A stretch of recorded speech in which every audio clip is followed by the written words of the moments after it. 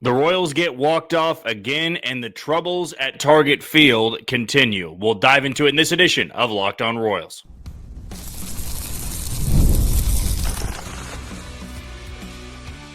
You are Locked On Royals, your daily Kansas City Royals podcast. Part of the Locked On Podcast Network, your team every day. You are tuned into Locked On Royals and the Locked On Podcast Network. I'm your host, Jack Johnson, and you can find me on Twitter or X at JohnnyJ_15. That's at JOHNYJ_15. And you can also download us on wherever you get podcasts. That's Spotify, Apple Podcast, Amazon Music, Google Podcast, Odyssey, and YouTube. Just be sure to hit the follow button and subscribe. For you first-time listeners, usually we don't do episodes on Saturday and Sunday. We pretty much go from Monday through Friday, 30-minute episodes, 5 days a week. But if we ever miss an episode during the week, we usually like to make it up on the weekend. And since I was in San Francisco on Monday and Tuesday watching the Royals and the Giants, I am going to be making it up today, and we will be bringing you another episode tomorrow after the series finale in Minnesota. And what an uneventful, maybe I don't want to say uneventful, more of just a disappointing day it was for Royals fans in Game 2 between Kansas City and Minnesota. It was a big series going into this one. We all knew how important this series was, really as important as a series can be in the month of May. Let's not get it twisted that a series in May is not going to dictate whether you are in it at the end or not. I understand you can use the argument last year where the Mariners finished a game out of a playoff spot and they had that 1-7 run blown lead against the Royals, which everybody pointed to and said, that's why you're not in. To an extent, yes, because it was head-to-head against Kansas City. If the Royals at the end of the year are out of a playoff spot and it's because of their head-to-head against Minnesota, I can hear you out. But the odds on that, not very high. I doubt they're going to send 3 or 4 teams into the postseason. I do expect some regression from the AL Central. But back to the point at hand here, it was a big series. And I'm not going to dismiss it because it's May. The Royals had an opportunity to win last night. They had an opportunity to win today, an even better opportunity to win today. And I will say that this is probably the most frustrated I've been after a loss, really, that I can remember this year. There have been losses that kind of stick with you. That loss in Houston where they left in Michael Lorenzen for the 8th and then the Astros took the lead. That one stuck with me. But still, it's an AL West team against an AL Central team. It's different in this series. Minnesota was tied with you going into this series, and now they're 2 games ahead of you. That should not be a large margin when you're talking about May 23rd, May 24th, but it does feel infuriating when you have an opportunity right there to go and win a series against a damn good team and one of the hottest teams in baseball. And why today is so frustrating is that the Royals led 4-0. That's the simple answer here. They led 4-0. The offense gave them some support. Vinny Pasquantino was on base 4 times. It looked like they might be able to get out of a game where Bobby Witt Jr. had the golden sombrero. Michael Wacha was dealing per usual, and they blow this game. And if they would have hung on, they're just won 5-1, 4-2. They got Kris Bubic on the mound tomorrow against Bailey Ober, who they have a lot of success against, even though he threw a quality start in the last go-around at Kauffman Stadium. Like, today felt like one of those games where you can change the trajectory of this series. You've got your best pitcher statistically throwing tomorrow, and the Twins have a good arm throwing tomorrow, but one that has always struggled against the Royals. And a lot of the same hitters have success against him. But it's not the reality of what we're talking about today. And I'm trying to look at certain points in the game and not necessarily find a scapegoat, but point to a reason as to why they lost today and not pin it all on Michael Wacha. The offense gave the team 4 runs, and that hasn't happened many times this year. And when the Royals do score 4 or more runs, they have a great record. Believe they've only lost 1 time. So you have that going for you. They had chased Zebby Matthews out of the game after 4 innings.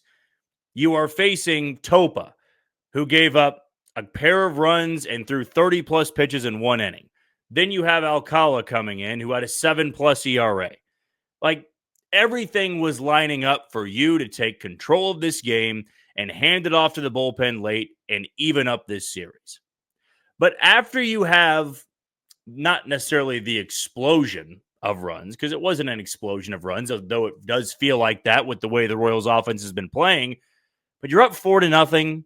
You have the bottom of the order coming up for Minnesota, and Harrison Bader homers on the first pitch he sees, 4-1. And Ryan Lefevre talked about this on the broadcast and how important it was, but the next hitter, Willie Castro, gets plunked. And now you have the momentum back on Minnesota's side. It feels like the ball's rolling downhill a little bit. And then they just continue to get base runners out there, soft contact singles. Ty France continues to do what Ty France has done in his career against Kansas City, makes that a 1-run game. You get out of it. And then the first batter of the next inning, trying to squeeze one more out of Waka because his pitch count wasn't that high. Cody Clemens destroys a ball into right center field, and we're tied. And how many of you, even though the Royals are 28-25, how many of you in that moment went, well, they're not going to win now?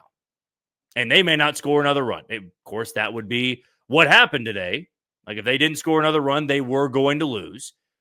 But, man, when it was even 4-3, I'm looking at that and thinking, I have faith in Michael Waka. I have faith in the bullpen. But 1 run's not going to get it done against a 30,000-plus crowd in Minnesota, a place you have played so horribly in over the last handful of years. It didn't feel that good. And I don't feel I'm the only one when it comes to this. If you've watched Royals baseball long enough, there are certain games that you're watching, and by the 3rd inning, you have a pretty good feel how it's going to go. You have a pretty good feel what this game might look like. And through 4.5 today, you're going 4-0. Michael Waka's got a low pitch count. He's barely given up any solid contact. That felt like a Royals game they were going to win. And the minute Ty France lined that 2-run single down the right field line, it completely flipped to one of those games where you go, just don't feel good. I've seen this too many times before, and especially at Target Field, where the Twins bullpen locks things down. The Royals might have an opportunity, but they're going to squander it. It's not to be overly negative. You just have a pretty big sample size of what this team has done at Target Field. It is a house of horrors. And Ryan Lefevre brought it up on the broadcast that they were 4-20 over their last 24 games. They're now 4-21 over their last 25. Every time this series is on the schedule, I don't feel good about the series. And I know the players are confident, and they feel they can still go out there tomorrow with Kris Bubic on the bump and get out of there with a win. But to the fans and to those watching them, it's just that eerie feeling that you have in the pit of your stomach. It doesn't feel like a good matchup. And every time you play there, you expect something to go wrong. For years, it was Cleveland. And in some cases, it still very much is Cleveland. I don't get that same feel when they play the Tigers at Comerica Park, even though Comerica Park has not been kind to them this year. But it's maybe the way that Detroit and the Royals were bad at the same time, and maybe the way the Twins were so good in like 2020, 21, and 22, and really up until they collapsed last year. It's just not been a good place for the Royals, not for a long time. And yes, you can look on the bright side of things and go, this series is happening in May, and it's not happening at the end of September. But the fact of the matter is, these are games they have to win against divisional opponents. Ones when you lead 4-0, I can't let that slide. Not with how good the pitching staff has been, with as good as the bullpen has been. I see how things went down in the 9th inning. Daniel Lynch has been phenomenal this year. We all know how phenomenal he has been. You can't walk the leadoff hitter, and you can't walk somebody when you were up 0-2. He knows that. Brian Sweeney knows that. The Royals as a whole know that. But it doesn't make it any less frustrating. Like I said, I'm going to reiterate, I was toying with the idea earlier. This is the most frustrated I've felt after a game this year. And I'm not the one playing. Those guys have to be more frustrated, and you have to turn the page. But it's the Twins. It's a team that you were deadlocked with going into this series. You had taken a series in Kansas City, and now it's about avoiding a sweep. You're going to have to go back there again this season, and you're going to have to see the Twins in Kansas City again. And in those matchups, you got to be able to close out games like this. In fact, for the rest of the season, it would be perfect to say they got to close out every single game like this, and that's just not baseball. The Dodgers blew a 3-run lead in the 9th inning last night, had the rain delay against the Mets. They go into 13 innings, but win it. I'm not trying to say the Royals need to be the Dodgers, but there's a way you have to respond to things like today. Okay, the Twins tie the game back up, but Serpa got it out, got out of the inning. John Schreiber had a great inning. Lucas Erceg battled through some adversity, got out of it. And Daniel Lynch and Steven Cruz, they didn't make terrible pitches. Daniel Lynch wasn't as effective. Steven Cruz made a good pitch to Brooks Lee, but he fell behind him 3-1. And that allowed him to be aggressive in that spot. And maybe Steven Cruz takes his chances with Royce Lewis, righty on righty, and the fact that Royce Lewis is hitting sub 200 this year. Even with all the talent that he has, maybe you go with that matchup over Brooks Lee, who had 2 hits on the day. It's all hindsight 2020, right? But my point is not about giving up the walk-off. In this particular argument, it's about that you had 4 runs, you were up 4-0, and you just didn't score again. You had that chance in the 9th. Bobby Witt Jr. leads off, steals second. Vinny gets hit by a pitch first and second. Salvador Perez, who did have 2 hits on the day. He is an experienced hitter. He's a veteran hitter. We all know what has to happen. You got to get the runner to third. You got to give Maikel Garcia a chance to drive in the run on a sac fly or a soft roller to third base that you can't turn 2 on. You have to give that opportunity. And yes, Garcia had the opportunity when Bobby Witt Jr. stole third, but he took a pitch down the middle, so it's 1-2, and he strikes out in the very next pitch. Like, the meat of the order is coming up. You got to cash in a spot like that. And that's why it was so frustrating. But this is baseball. And the beauty of baseball is you play again tomorrow. And you have another opportunity to leave town feeling better than you do right now. You come back home, you got the Reds, and then you got a chance to take a shot at the top team in the Central, in the Detroit Tigers. You'll have Mike Moustakas coming back for his retirement. Probably good weather. You'll have big crowds. But you got to win tomorrow. You don't want to leave town getting swept. Now you're 3 games back of Minnesota, maybe 7 games back of the Tigers. It's not the end of the world. You just don't want to be in 4th place and that many games back of first place entering the month of June. Okay, we're going to take our first break of the show. When we come back, want to talk about moves they could make, maybe big moves, small moves, or if they need to make a move at all right now. I'll dive into that next on Locked On Royals. You are tuned into Locked On Royals and the Locked On Podcast Network. I'm your host, Jack Johnson, and you can find us on wherever you get podcasts. That's Spotify, Apple Podcast, Amazon Music, Google Podcast, Odyssey, and YouTube. Just be sure to hit the follow button and subscribe. Royals get walked off for the 2nd straight day. Last night, it was Ty France with the 2-run home run off Lucas Erceg. And today, it was a 2-out RBI single off the bat of Brooks Lee, who Noah Cameron struck out 3 times the night before. That is interesting to me, that Noah Cameron had no issues with Brooks Lee, had 0 issues with Ty France. Truly just a gamer, and has been so impressive. Didn't really have the opportunity, other than the 60-second recap last night, to dive into that. I continue to be so impressed by Noah Cameron. And maybe he will be involved in this segment about moves the Royals can make.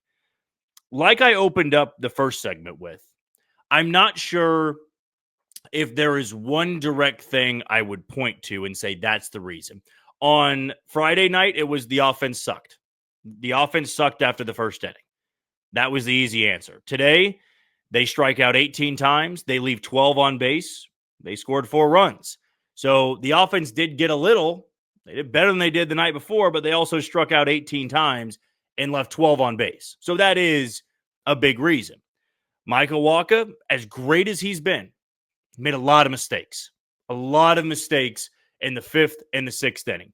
Pitches he would like to have back. But I'm also not going to, pound on the door and say, this is the reason the Royals are sitting here with another loss, because Michael Wacha couldn't execute pitches. Or I said pound the door, pound the table is what I meant to say. I'm not going to say that.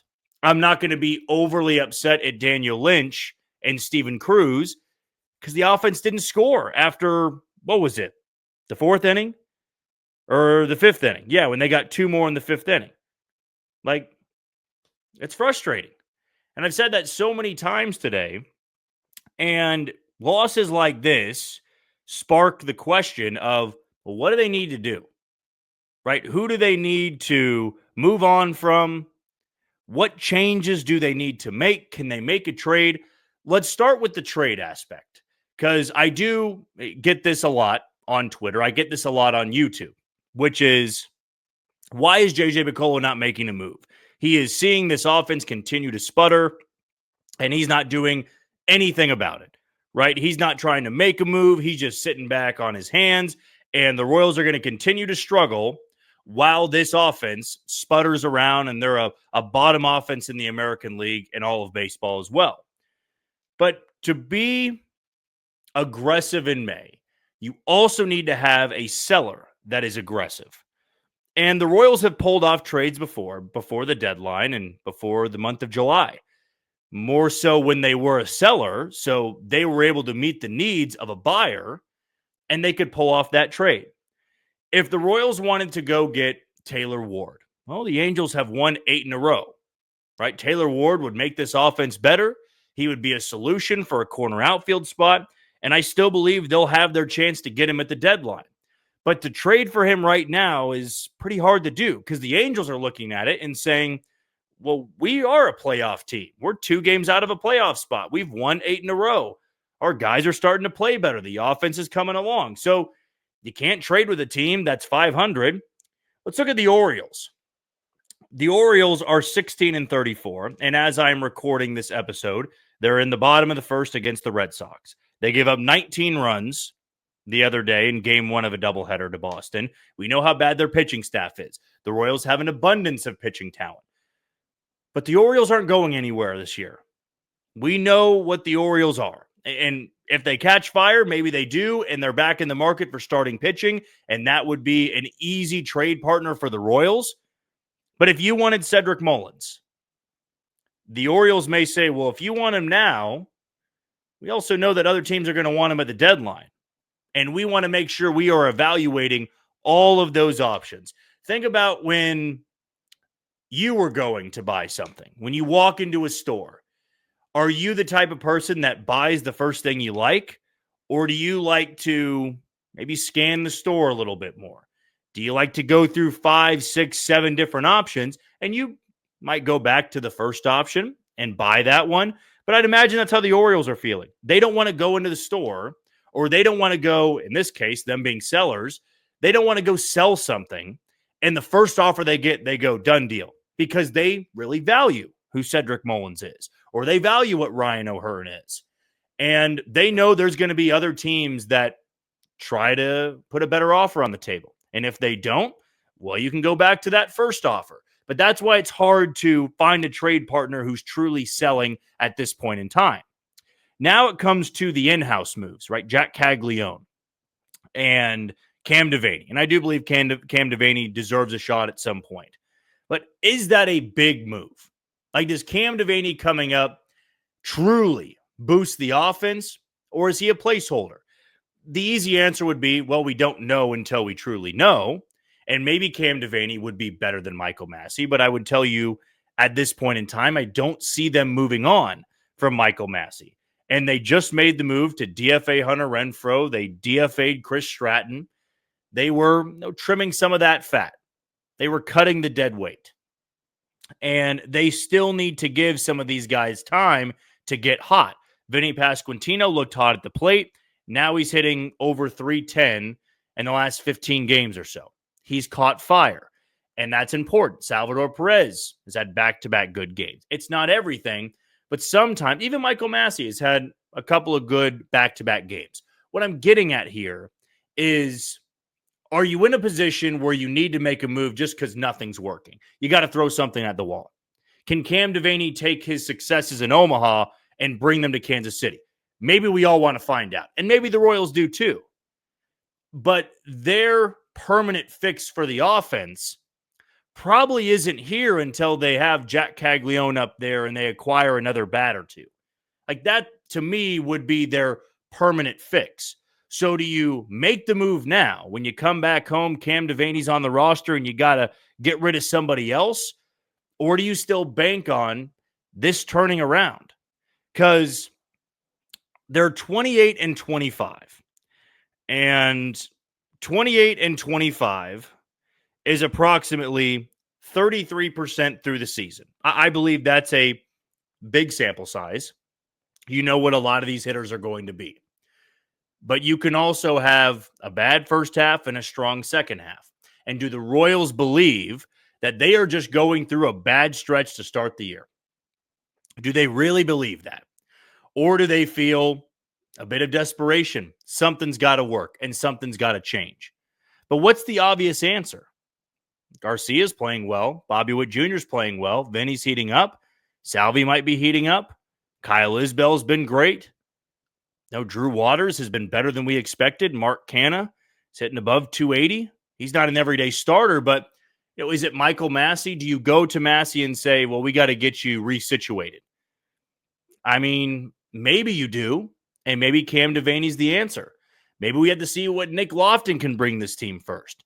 But I'm not sure in AAA, really until Jack Caglione gets there, if there's a big-time bat that you say, this can solve a lot of our problems. Maybe Cam Devaney can. I'm not saying he is unable to do that, but I don't view it as a permanent solution. And it truly comes down to, are they desperate and feel they need to make the move now? I mean, they did it with Hunter Renfroe and Nick Lofton. Or do they feel that they are close? That they feel that some guys are just about to catch fire. And I get that's going to irritate some people because you're tired of waiting. Baseball is a game about patience, though. And you mix with a lot of different pieces. You know, you're bringing in different guys, and guys are playing every other day. It might mess with that rhythm, and then you actively hurt somebody's progression or their ability to catch fire. We'll see, though. The offense, they're still struggling. They're still having their issues, and they're going to continue to have their issues until that top of the lineup really hits its stride. Jonathan India's kind of back in that slump a little bit. Bobby Witt Jr. struck out 4 times today. Salvador Perez is still going through a slump. And they can't just have Vinny as the hot hitter. They got to get everybody going in the top half of that lineup. And the bottom half, do what you can. And you can have a closer offense to what you had last year before you could get to the deadline and make an impact move. Let's make our final break, or I should say, let's take our final break of the show. When we come back, big spot for Kris Bubic tomorrow. He's got to be the stopper, as he's been before, and as the Royals are counting on him to be. We'll dive into that next on Locked On Royals. You are tuned into Locked On Royals and the Locked On Podcast Network. I'm your host, Jack Johnson, and you can find me on Twitter or X at JohnnyJ_15. I do have a fun Father's Day gift for a lot of you out there and dedicated Royals fans, because if you remember the magic of 1985 and the glory of 2015, or the roar of Kauffman on a postseason night, this one's for you. To honor Kansas City's 2 World Series championships, Nyko Sports has released a limited edition full-size collectible bat celebrating both legendary runs from George Brett to Salvador Perez. Only 1,000 of these bats will ever be made, each one individually numbered, officially licensed, and packed with stats, dates, and names that defined Royals greatness. Brett, Saberhagen, Gordon, Hosmer, Moustakas, and more. 2 titles, 1 proud city, a legacy built on grit, passion, and unforgettable October nights. This bat isn't just a collector's item, it's a tribute to Royals championship legacy, built to last, made to display. And when they're gone for good.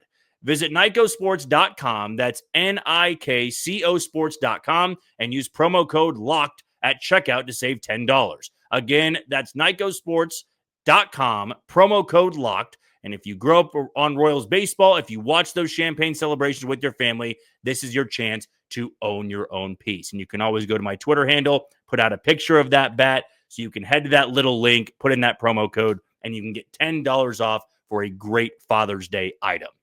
Tomorrow, though, maybe you're not in the mood to hear about tomorrow's game, The Royals will have an opportunity to avoid a sweep in Minnesota, inch back to being just a game behind the Twins, going back home for a matchup with the Cincinnati Reds. It'll be Bailey Ober on the bump against Kris Bubic. And we know how impressive Bubic has been this season. And so often, the Royals had to rely on Cole Reagans last year. And maybe we do see Cole Reagans in this next road trip when they go to St. Louis and take on the Cardinals. But Seth Lugo might be soon to return, and he can be another guy you count on as a stopper. But tomorrow is a big-time game. A big-time game because as of right now, before the Tigers and Guardians play tonight, the Royals are 5.5 back, and they are 3-7 over their last 10. If they are to win tomorrow, they can gain a game back on Minnesota. And let's say Cleveland beats Detroit tonight. The Royals will still be 5 back, and you will have Minnesota at 3.5 back, 3 back, and Cleveland at 3 back. So you would still be 5 games behind Detroit, and you wouldn't feel terrible about it. And you'd be 2 games behind Minnesota and Cleveland. I want to say you'd still be holding that playoff spot. Might depend on what Houston and Boston do tonight. It's too close to, talk about any playoff positioning right now. I mean, the Royals hold the final wild card spot, and they're a half game ahead of Houston. Minnesota's 2 up on Kansas City. Cleveland is a game and a half up on the Royals. But to leave town with a win, I will always say that's the way you want it to go when you take one in the series. If you lose the first 2, take that final one. Leave town feeling better than when you woke up on Sunday morning or Wednesday morning. And the Royals are a team that like to flush it rather quickly. They truly don't get too caught up in what happened the day before. And they've had 2 gut punches in back-to-back days. But I don't know how great you're feeling if you lose tomorrow with Bubic on the bump and Bailey Ober on the mound for Minnesota. I'm looking at the schedule and what the Royals have ahead of them. After this game tomorrow, they will head back home. They will have a Memorial Day showdown with the Reds, a 3:10 first pitch. Then they got Cincinnati on Tuesday, Cincinnati on Wednesday, an off day on Thursday. They will then welcome the Tigers for a big-time series. We talk about Minnesota being a huge series. This is a big one as well. Then you got 3 tough games on the road against St. Louis. The White Sox on the road. You'll have a bye. Then you'll come home for the Yankees and Athletics, and you'll have another bye. We'll stop it right there about mid-June. So you have a little bit of a combination of big series, winnable games, and really tough opponents. So tomorrow, though it's one game, you want to take a little bit of momentum going into Memorial Day. You got a Cincinnati team that has struggled of late. I'm trying to look up what they did today or if they're still playing at the time I'm recording this. They are up 6-4 in the 9th on Chicago, but they're 25-27 on the season. And I want to say I am correct on the rough 10-game stretch that the Reds have had. Not terrible. They've lost 3 in a row. Maybe that's why it seems worse. But they're 5-5 over their last 10. They're 6.5 back at the first place. Cubs would be 5.5 if they can hang on today. But if you find a way to win tomorrow, and then you go out on Memorial Day, big crowd at Kauffman Stadium, and you win, which on Monday it's supposed to be, that'll be Michael Lorenzen likely throwing for Kansas City. So you have Lorenzen going up against Nick Martinez of the Cincinnati Reds. And I want to say it's Brady Singer throwing on Tuesday night. So it'll be Singer and then a Royals bullpen game, or maybe they can find a spot starter depending on what happens on Monday. But this all goes back to Sunday and what you have ahead. You want to go into a big week by just capping off Sunday with a win.